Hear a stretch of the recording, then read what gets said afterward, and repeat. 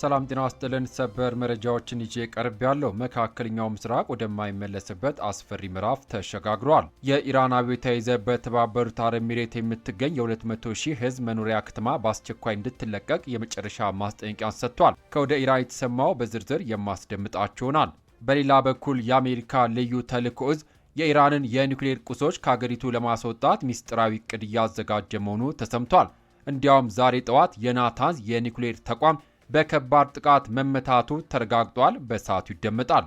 እንዲሁም የሩሲያው ፕሬዝዳንት ቭላዲሚር ፑቲንስ ለቴህራን ምን አሉ? በዚህ ሰዓት የምታደምጡት ሌላኛው መረጃችን ነው። ክቡራን የዩቱብ ቻናል ቤተሰቦች በርከት ያሉ መረጃዎች ዩቱብ ላይ ሲጫኑ በፍጥነት ወደ እርሶ እንዲደርሶ የዩቱብ ቻናሌ ሰብስክራይብ በማድረግ የደውል ምልክቷ መጫት ዘንጉ። ቪዲዮን ላይክ በማድረግ ጀምሩ።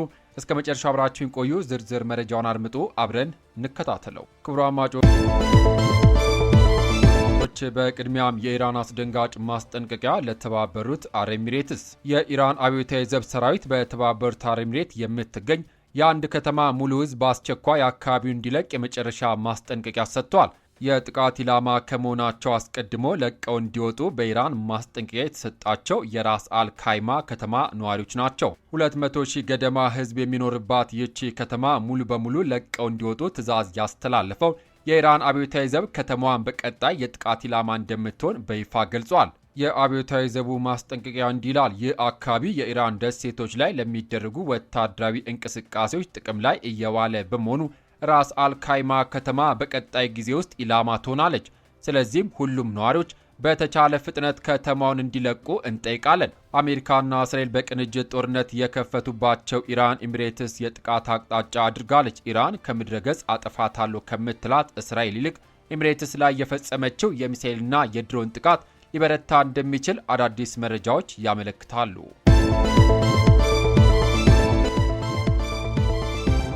በሌላ ዜና የኒውክሌር ተቋማት መመታትና የትራምፕ አስተዳደር ሚስጥራዊ እቅድ። የትራምፕ አስተዳደር አሜሪካ የኢራን የኒውክሌር ቁሶችን ለመቆጣጠር ወይም ሙሉ በሙሉ ከጥቅም ውጪ ለማድረግ የምትችልበትን መንገድ በስፋት እየፈተሸ መሆኑ ተሰምቷል። ዛሬ ጠዋት ደግሞ በናታንዝ የሚገኘው የኒውክሌር ተቋም ዳግም መመታቱን የኢራን መንግስት በይፋ አስታውቋል። የተለያዩ ምንጮች ለአሜሪካ ሲቢኤስ ኒውስ እንደተናገሩት ወሳኞቹን የኢራን የኒውክሌር ተቋማት ቁሶችን ከሀገሪቱ እጅ ለማውጣት እቅድ አለ። ይህ እቅድ ከፍተኛ ጥንቃቄ የሚፈልጉ ተልእኮችን የሚወጣውን የአሜሪካ ሰራዊት ክፍል የሆነውን የልዩ ተልእኮ እዝ አባላትን ማሰማራት ላይ ያተኮረ ነው። ምንም እንኳን የአሜሪካው ፕሬዝዳንት ዶናልድ ትራምፕ እስካሁን በመጨረሻ ውሳኔ ላይ ባይፈርሙም የዋይት ሀውስ ቃል አቀባይ ጉዳዩ የፔንታጎን ኃላፊነት መሆኑን ገልጿል።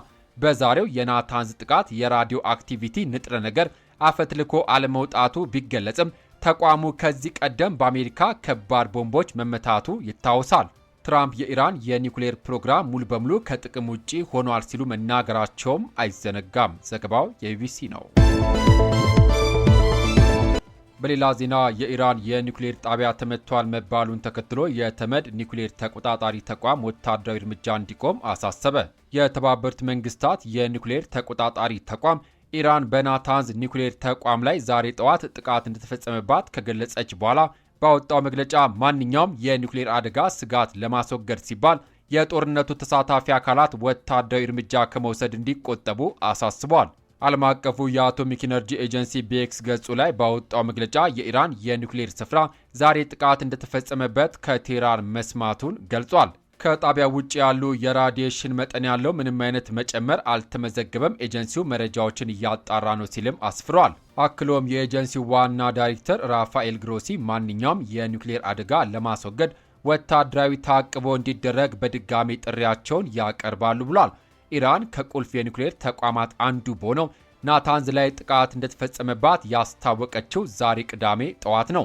ከመሬት ስር ከሚገኙት የኢራን የኒውክሌር ጣቢያዎች አንዱ የሆነው ይህ ስፍራ ባለፈው ሐምሌ ላይ በአሜሪካ ተደብድቦ እንደነበርም ይታወሳል። ቴህራን የኒውክሌር ፕሮግራሟ ሙሉ በሙሉ ለሰላማዊ ጥቅም የሚውል መሆኑን በመግለጽ ኒውክሌር መሳሪያዎች እየሰራች ነው በሚል የሚቀርብባትን ክስ ውድቅ ታደርጋለች። ይሁን እንጂ ኢራን ለሰላማዊ የኒውክሌር ኃይል ከሚያስፈልገው እጅግ በበለጠ መልኩ የጥራት ደረጃው 60 በመቶ የደረሰ ዩራኒየም አበልጽጋለች። የኢራን ዩራኒየም ለጦር መሳሪያነት ለመዋል ለሚያስፈልገው 90 በመቶ የጥራት ደረጃ እየቀረበ ነው። ጦርነቱ ከመጀመሩ 2 ቀናት አስቀድሞ ዋሽንግተንና ቴህራን ስለ ኢራን የኒውክሌር ፕሮግራም እየተደራደሩ እንደነበረም ይታወሳል። ዘገባው የቢቢሲ ነው። በሌላ ዜና ፕሬዚዳንት ፑቲን ሩሲያ የኢራን ታማኝ ወዳጅ ሆና ትቀጥላለች አሉ። የሩሲያው ፕሬዚዳንት ቭላድሚር ፑቲን የኢራን አዲስ ዓመት ምክንያት በማድረግ ለአገሪቱ መሪዎች ባስተላለፉት መልእክት ሞስኮ የቴህራን ታማኝ ወዳጅ ሆና ትቀጥላለች ብለዋል። የፕሬዝዳንቱ ጽህፈት ቤት ክሬምሊን እንዳለው ፑቲን ለጠቅላይ መሪው ሞጅተባ ሐሚኒና ለፕሬዝዳንት ማሱድ ፔዚሽኪያን ባስተላለፉት የመልካም ምኞት መግለጫ ኢራናውያን ይህንን አስቸጋሪ ጊዜ በክብር ያልፉታል ብሏል። ሩሲያ ከዚህ ቀደም አሜሪካና እስራኤል በኢራን ላይ የከፈቱት ጥቃት መላውን መካከለኛ ምስራቅ ወደ ውድመት አፋፍ በመውሰድ ዓለም አቀፍ የነዳጅ ቀውስ ፈጥሯል ብለው ነበር። በተጨማሪም የሩሲያው ፕሬዝዳንት አሜሪካና እስራኤል የኢራኑ ጠቅላይ መሪ አያቶላ አሊ ሐሚኒን ሕይወት ማለፍ ተከትሎ የወሰዱትን እርምጃ በጽኑ አውግዟል። ነገር ግን ሩሲያ እየተካሄደ ባለው ጦርነት ውስጥ ለኢራን እያደረገች ነው በሚባለው ድጋፍ ዙሪያ አስተማማኝ መረጃም የለም። አንዳንድ የመገናኛ ብዙሃን ግን ሩሲያ ለኢራን የመረጃ ድጋፍ እንደምትሰጥ ዘግቧል። የአሜሪካው ጋዜጣ ዎል ስትሪት ጆርናል ሩሲያ ለኢራን የሳተላይት ምስሎችና ዘመናዊ ድሮን ቴክኖሎጂ ታጋራለች ብሎ የዘገበውን የፕሬዝዳንቱ ጽህፈት ቤት አስተባብሎታል። ዘገባው የቢቢሲ ነው። ክቡራትና ክቡራን የዩቲዩብ ቻናል ቤተሰቦች ለሰዓቱ ያስኩላችሁ ሰበር መረጃዎች እነዚህን ይመስሉ ነበር። የኢራን አብዮታዊ ዘብ ለኤሚሬትስ ያስተላለፈው የ24 ሰዓት ማስጠንቀቂያና የአሜሪካ ልዩ ተልዕኮዝ በኒውክሌር ተቋማት ላይ ሊወስድ ያቀደው እርምጃ መላውን መካከለኛ ምስራቅ ወደማይመለስበት የጦርነት ቀውስ ውስጥ እየከተተው ይገኛል። በተለይም በኤሚሬት የምትገኘው የራስ አልካይማ ከተማ እጣ ፋንታ ምን ሊሆን እንደሚችልና የራዲዮ አክቲቪቲ ንጥረ ነገር ስጋቱ ያለበትን ደረጃ በቅርበት እየተከታተልን ለእናንተ የምናደርስ ይሆናል። መረጃዎች በፍጥነትና በጥራት እንዲደርሷችሁ የኒውስ ፕራይም ቤተሰቦች ካሉናችሁ አሁኑ ሰብስክራይብ በማድረግ የደውል ምልክቷን በመጫን አብራችሁን ሁኑ። የዛሬ መረጃ ሌሎችም እንዲደርስ ላይክና ሼር ማድረጋችሁን አትርሱ። የእናንተ አስተያየት ለስራችን ጥንካሬ ነውና ሀሳባችሁን በኮሜንት መስጫው ላይ አጋሩን። ከሰዓታት በኋላ በሚሰሙ በአዳዲስ መረጃ እስከምንገናኝ በያልንበት የዓለም ዳርቻ ቸር እንቆይ።